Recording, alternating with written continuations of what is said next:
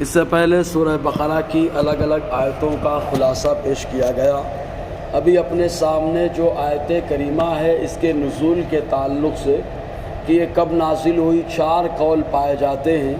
پہلا قول یہ ہے کہ صحابہ کرام سفر میں تھے اور رات اندھیری ہو چکی تھی، جس کی وجہ سے صحابہ کرام نے اپنے اپنے اندازے سے جس کو جدھر قبلہ لگا ان لوگوں نے نماز پڑھ لی۔ نماز پڑھنے کے بعد جب حضور صلی اللہ علیہ وسلم کی بارگاہ میں آئے تو آنے کے بعد عرض کیا، اللہ کے حبیب صلی اللہ علیہ وسلم ہم لوگوں کو رات کے اندھیرے میں قبلہ سمجھ میں نہ آیا، تو ہم لوگوں نے تحریک کی، دل کو جمایا، جس کا دل جدھر لگا اس نے ادھر چہرہ کر کے نماز پڑھ لیا۔ تو اللہ تبارک و تعالی ہماری نماز کو قبول فرماتا ہے یا نہیں؟ حضور صلی اللہ علیہ وسلم کی بارگاہ میں سوال کیا گیا، فوراً جبرائیل علیہ السلام آیت کریمہ لے کر کے حاضر ہوئے اور اللہ کے حبیب کی بارگاہ میں پڑھتے ہیں، وَلِلَّهِ الْمَشْرِقُ وَالْمَغْرِبُ، پورا پچھم سب اللہ کے لیے ہے، فَأَيْنَمَا تُوَلُّوا فَثَمَّ وَجْهُ اللَّهِ، تم جدھر چہرہ کرو اللہ کی رحمت اس طرف ہے، مطلب تمہاری نماز قبول کر لی گئی ہے۔ اور اللہ تبارک و تعالی ایسی صورت میں نماز کو قبول فرمانے والا ہے۔ تو پہلا قول یہ ہے۔ دوسرا قول یہ ہے کہ حضور صلی اللہ علیہ وسلم کے صحابہ کرام نے کہا فرض نماز میں تو ہر حال میں قبلے کی طرف چہرہ کرنا شرط ہے، کیا نفل میں اجازت ہے کہ نہیں؟ کبھی کبھی ایسا ہوتا ہے کہ اگر نفل کے لیے اتر کر کے آدمی سواری سے زمین پر نماز پڑھے تو اس کا چہرہ قبلے کی طرف نہیں ہوتا ہے، دوسرے کی طرف ہوتا ہے، اور اگر اتر جائے گا تو قافلہ چلا جائے گا، اور ایسے بیابان میں جب ڈاکوؤں کا خطرہ، جنگلی جانوروں کا خطرہ، ایسے موقع پر قافلے سے بچھڑ جانا یہ بھی تکلیف کا باعث ہے۔ تو کیا ہم سواری پر نماز پڑھ سکتے ہیں؟ اگر سواری پہ نفل نماز پڑھ سکتے ہیں، اگر پڑھ سکتے ہیں تو چہرہ قبلے کے علاوہ کی طرف ہوتا ہے۔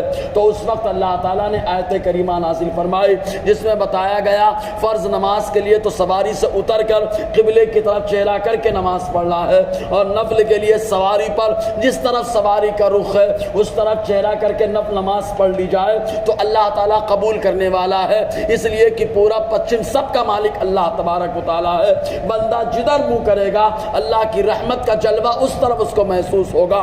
بہرکیف تو اس وقت یہ آیت کریمہ نازل ہوئی۔ اور تیسرا قول یہ بتایا جاتا ہے کہ جب اللہ تبارک و تعالیٰ نے دعا کرنے کا حکم دیا تو صحابہ کرام نے سنا اللہ تعالیٰ قرآن میں فرماتا ہے دعا کرو دعا کرو میں دعا قبول کرنے والا ہوں۔ تو صحابہ نے پوچھا اے اللہ کے حبیب صلی اللہ علیہ وسلم دعا کریں گے تو چہرہ کس طرف کریں؟ تو اس وقت اللہ تعالیٰ نے آیت کریمہ نازل فرمائی تم دعا جس طرف چہرہ کر کے نماز جو ہے دعا مانگو اللہ تعالیٰ سے، اللہ تبارک و تعالیٰ پورا پچھم سب کا مالک ہے، تم جدھر چہرہ کر کے نماز دعا مانگو گے اللہ تبارک و تعالیٰ کی رحمت کا جلوہ ادھر محسوس ہوگا۔ اس طریقے سے 4 قول بیان کیے جاتے ہیں۔ تو اللہ تبارک و تعالیٰ فرماتا ہے وَلِلَّهِ الْمَشْرِقُ وَالْمَغْرِبُ، اللہ ہی کے لیے ہے مشرق اور مغرب۔ 3 قول ہوئے۔ چوتھا قول یہ تھا کہ جب حضور صلی اللہ علیہ وسلم نے مکہ میں حضور صلی اللہ علیہ وسلم نے نبوت کا اعلان کیا تو آپ خانہ کعبہ کی طرف چہرہ کر کے نماز پڑھتے رہے۔ جب ہجرت کر کے مدینہ آ گئے تو 16 یا 17 مہینے آپ نے مسجد اقصیٰ کی طرف چہرہ کر کے نماز پڑھی، اور اس کے بعد حضور کی خواہش یہی رہی کہ خانہ کعبہ کو قبلہ بنا دیا جائے۔ اسی نیت سے آپ آسمان کی طرف بار بار دیکھتے رہے۔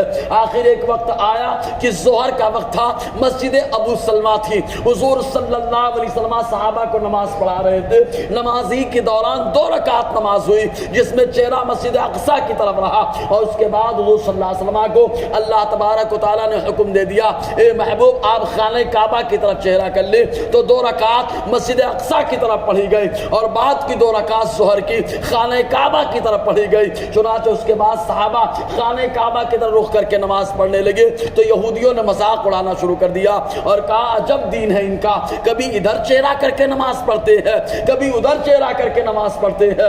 تو ان لوگوں کو دندہ شکن جواب اللہ تعالیٰ نے قرآن کی آیت کے ذریعے سے دیا۔ رب فرماتا ہے وَلِلَّهِ الْمَشْرِقُ وَالْمَغْرِبُ، مغرب اور مشرق پورا پچھم کا مالک صرف اللہ تبارک و تعالیٰ ہے۔ فَأَيْنَمَا تُوَلُّوا فَثَمَّ وَجْهُ اللَّهِ، تم جدھر چہرہ کرو اللہ تبارک و تعالیٰ کی رحمت اس طرف ہے۔ وجہ اللہ کا معنی ہوتا ہے اللہ کا چہرہ، اللہ تعالیٰ چہرے سے پاک ہے۔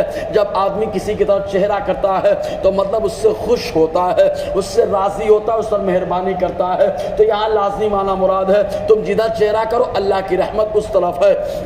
ان اللہ واسع علیم، بے شک اللہ تبارک و تعالیٰ وسع وسعت والا ہے اور علم والا ہے، سب کچھ جانتا ہے، حکمت اللہ تبارک و تعالیٰ جانکار ہے اس کا۔ بہرکیف انشاءاللہ آگے گفتگو رہے گی۔ اللہ تعالیٰ ہم سب کو فیضان قرآن، برکات قرآن سے مالا مال فرمائے۔